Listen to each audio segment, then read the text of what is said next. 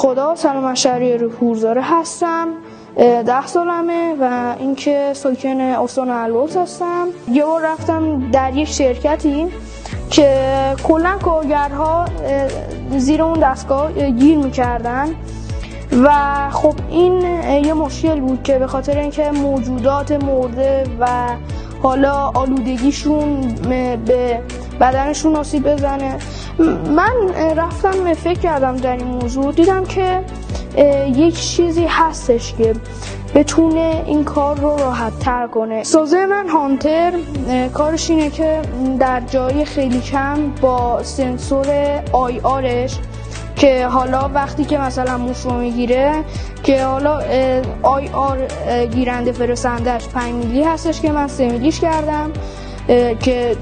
روی حالا گریپر جا بشه. این ساز از سنسور شارپ، اولتراسونیک، آی آر، اسارتی و شاید برای صنعتی کردنش هم ارتقاش بدم از حالا سرور موتور یا موتورهای قوی تر.